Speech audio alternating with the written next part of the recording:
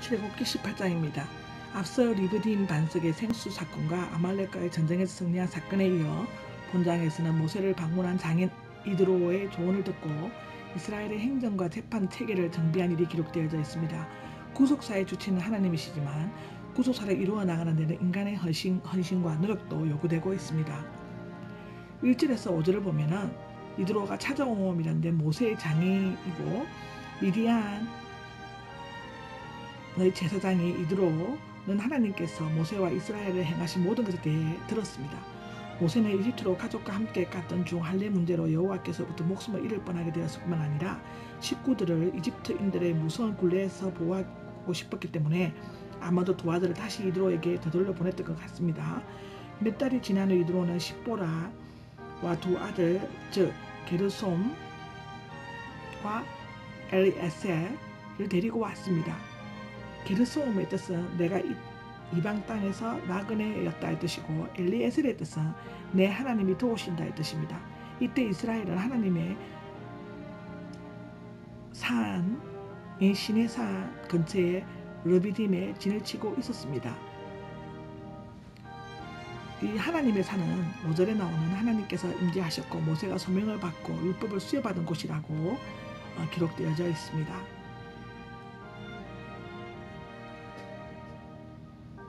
모세가 이드로에게 보고했다고 6절에서 8절에 나와 있는데요. 아마도 누군가가 모세에게 이드로와 식구들이 왔다는 것을 전했고 모세는 만나러 나와서 동방의 간섭대에 따라 이드로에게 존경의 표시로 절하고 입을 맞추었습니다. 지금도 중동에서 행해지는 것처럼 이마에 볼에다가 입을 맞추고 있죠. 사실상 이드로는 방랑자인 모세에게 자기 딸을 주었을 뿐만 아니라 많은 보살핌과 도움을 준 은인이었습니다. 모세는 장인에게 여호와께서 바로와 이집트에게 하신 모든 일, 오는 도중에 닥쳤던 온갖 고난, 여호와께서 어떻게 구해주시는가에 대해서 말해 주었습니다.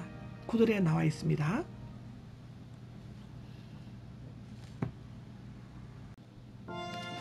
이드로가 하나님을 찬양했습니다. 이드로는 하나님께서 이스라엘에게 베풀어 주신 선하심에 대해서 기뻐했고 여호와를 송축했고 여호와께서 그 어떤 신들보다 더 크시다는 것을 고백했습니다. 부족들은 각기 신을 가지고 있다고 믿었던 이방 신의 제사장이 모세의 말을 듣고 하나님을 송축했다는 것은 실로 놀라운 일이 아닐 수 없습니다. 특히 그가 놀라워한 것은 당대의 최강국이었던 이집트를 완전히 굴복시키고 그 강압적인 통치에서 이스라엘을 구출해내신 하나님의 놀라운 능력이었습니다. 또한 이것은 이방 선교의 성공적인 가능성을 보여주고 있습니다. 이드로가 알게 되었네 라고 말한 것은 그가 열린 마음을 가지고 새로운 지식을 얻었으며 여호와의 신앙의 개종자가 되었음을 나타내 보여주고 있습니다. 그의 믿음은 하나님께 번제물과 희생제물을 취하는 것으로 입증되었습니다. 그가 이스라엘의 제사장의 자격으로 제사를 드렸다고 볼 수는 없지만 아론과 이스라엘 모든 장로들이 함께 음식을 먹은 것을 보면 그의 행위가 합법적인 것으로 인정된 것만은 분명하고 있습니다. 희생제사 후 음식을 함께 나누어 먹은 것은 하나님 안에서 하나가 되어 교제를 나눈 것을 의미합니다. 이드로가 미디안으로 돌아가 계속 이방신 제사장 직무를 수행했는지는 알 수 없습니다. 그가 믿음의 확신을 가지고 돌아간 것만은 분명히 기록되어져 있습니다. 19절, 21절, 23절에 기록되어져 있습니다.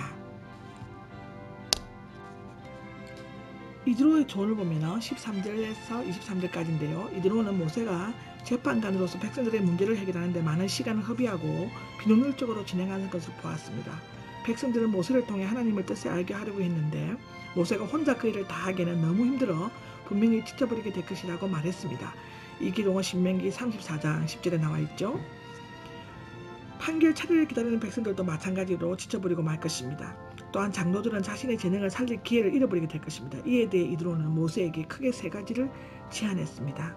첫째로는 모세는 하나님 앞에서 백성을 대표하는 자가 되고 그들의 문제를 하나님께로 가져갈 것.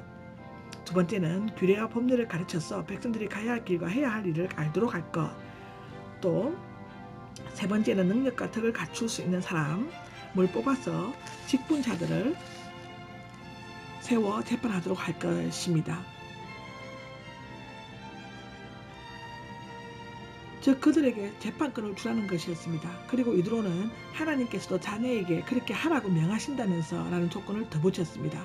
즉 자신의 제안이 아무리 훌륭하다 할지라도 이 일을 실행하려면 하나님께서 허락하시는 명령이 있어야만 할 것이라는 것입니다. 우리가 아무리 좋은 계획을 가지고 있다고 할지라도 그것을 최종적으로 허락하시고 실행하시는 분은 하나님이십니다. 잠언 16장 9절에 기록되어져 있습니다. 평안히 돌아갈 수 있을 것이네. 만일 그렇게 되면 모세도 이 일을 잘 감당할 수 있고 또 가나안 땅에 갈 때까지 모든 일을 잘 처리하고 그것들을 평안히 인도하게 있을 것이라는 뜻이었습니다. 이스라엘의 행정 사법 체계를 정비했습니다. 24절에서 27절까지 기록이 되어 있는데요. 모세는 장인의 제안을 기꺼이 받아들였습니다. 이것은 자신의 한계를 솔직히 인정하는 지도자 모세의 늘과 아량과 겸손이었습니다. 결단할 태도를 드러내고 있죠. 아마도 모세는 먼저 하나님의 허락을 받고 장인의 제안대로 이스라엘의 행정 및 사법 체계를 정비했을 것입니다. 그러나 이 일은 시내산에서 율법을 수여받은 후에 시행되었을 것입니다. 신명기 1장 9절에서 15절에 기록되어져 있습니다.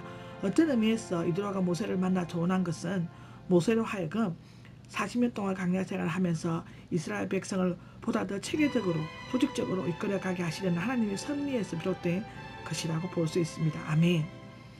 후에 모세는 각 지파나 족속에서 추천한 능력 있는 자들을 뽑아 백성의 지도자들 천부장, 백부장, 50부장, 10부장으로 세웠는데요.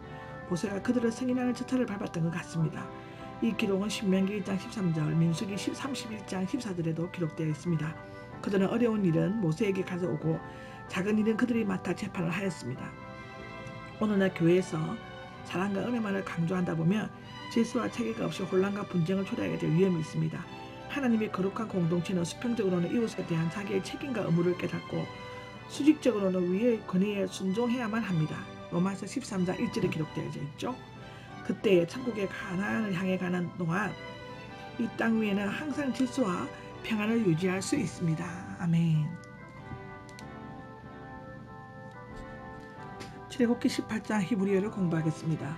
18장 1절에 이트로라고 있습니다.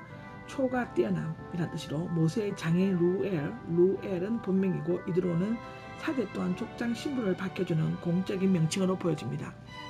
18장 5절에 나오는 하나님의 산은 하르하 엘로헴, 문자적으로는 그 하나님의 산이다. 즉 지난날 모세가 가시떨기 사이에 하나님을 배웠던 바로 그 산입니다. 7절의 문안하고는 사할레살롬, 평안은 살롬이고 묻다는 사할의 뜻입니다. 이스라엘은 샬롬이라고 말함으로써 서로 간의 안부를 묻고 평안을 기원했습니다.